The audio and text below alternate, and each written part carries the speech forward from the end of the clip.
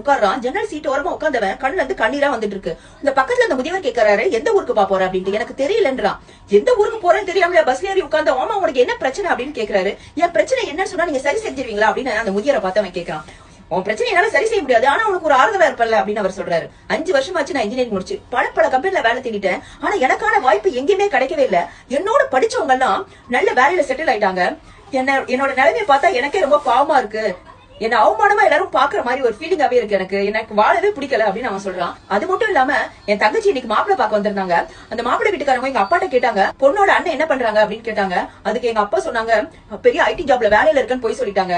அவங்க போன உடனே நான் எங்க அப்பாட்ட கேட்டேன், ஏன் போய் சொன்னீங்க அப்படின்னு சொல்லி கேட்டேன். எங்க அப்பா என்ன சொன்னாங்க, ஆமா இப்படிதான் சொல்ல வேண்டியதா இருக்கு, நீங்க என்னையே நம்பி எத்தனை வருஷமா பொழைச்சிட்டு இருக்க, உனக்குன்னு ஒரு வேலையை தேடிக்கிறது கூட உனக்கு துப்பு இல்ல அப்படின்னு சொல்லி திட்ட ஆரம்பிச்சிட்டாரு. நீ எல்லாம் உருப்படவே மாட்ட அப்படின்னு சொல்ல ஆரம்பிச்சிட்டாரு. என்னால அவர் சொன்ன வார்த்தைகள் எல்லாம் என்னால தாங்கிக்கவே முடியல. அதனால வீட்டை விட்டு வெளியே வந்துட்டேன் அப்படின்னு அவன் சொல்றான். அவன் வீட்டுல இருந்து அவனுக்கு போன் வந்துட்டே இருக்கு. அவன் சைலண்ட்ல போட்டான் அவன் போன. இந்த பக்கத்துல இருந்த முதியவருக்கு ஒரு போன் வருது. அந்த போன்ல யாரோ பேசுறாங்க. அவர் கொஞ்சம் டல்லா இருந்தாரு. உடனே இவன் கேக்குறான், என்னாச்சு அப்படின்னு கேக்குறான். என் பொண்ணு வைத்த பேர காலேஜ்ல படிக்கிறான், செமஸ்டர்ல ஃபெயில் ஆயிட்டான் போல இருக்கு.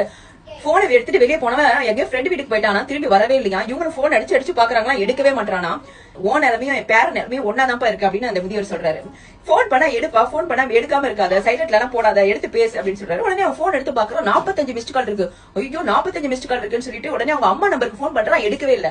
உடனே அவங்க அப்பா நம்பருக்கு போன் பண்றான், போன் எடுக்கிறாங்க, யாரும் பேசுற மாதிரி இருக்கா, ஆனா அழுற சவுண்ட் தான் கேக்குது. உடனே அப்பா அழுற மாதிரி இருக்காங்க. அப்பா அழுது பார்த்ததே கிடையாது. அப்பா அழுற சவுண்ட கேட்டோம்னா உனக்கு நெஞ்சு குடிலாம் அடைச்சிருது.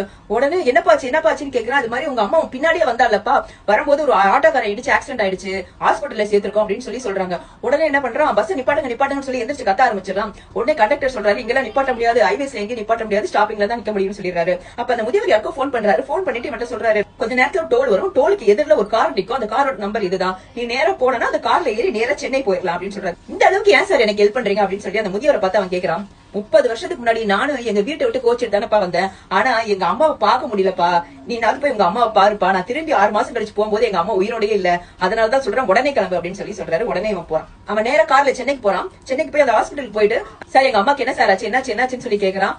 உயிருக்கு ஒன்னும் பிரச்சனை இல்லப்பா, ஓகேதான் அப்படின்னு சொல்லி அனுப்புறாங்க. உடனே உள்ள போய் பாக்குறான். அப்ப அவங்க அப்பா அழுதாப்புல நின்னுட்டு இருக்காரு. அவங்க அப்பாட்ட போய் சாரி கேக்குறான். அப்புறம் அவங்க அம்மா கையை பிடிச்சி சாரி கேக்குறான். அம்மா மன்னிச்சிருமா, தெரியாம பண்ணிட்டேமா, அவசரப்பட்டு பண்ணிட்டேன் அப்படின்னு சொல்றான். அவங்க அப்பாவும் சொல்றாரு, உன்னை அவசரப்பட்டு ரொம்ப திட்டேன்ப்பா. அவங்க அப்பா இனிமே வீட்டை விட்டு எல்லாம் போயிடாதப்பான்னு அந்த பையன் கெட்டி பிடிக்கிறாரு. அந்த பையன் அப்படியே கண்ணீர் மழுக அழுகுறான். அதை பார்த்து அவங்க அம்மா கண்ணுல இருந்து கண்ணீரா வருது. சில மாதத்துக்கு அப்புறம் ஏஐ தொழில்நுட்பத்துல ஒரு புதிய ஆப் உருவாக்குறான். அதுல இருந்து அவனோட வாழ்க்கை கொஞ்சம் கொஞ்சமா தொடர ஆரம்பிக்குது. இந்த உலகம் நமக்கான வாய்ப்பை கொடுக்கறேன்னு சொல்லி கஷ்டப்படுறதையும் கவலைப்படுறதையும் விட்டுட்டு இந்த உலகத்துக்கு நம்ம ஒரு வாய்ப்பை உருவாக்கி பரிசா அளிக்கணும்ன்றத மனப்பக்குவமா வச்சுக்கணும்.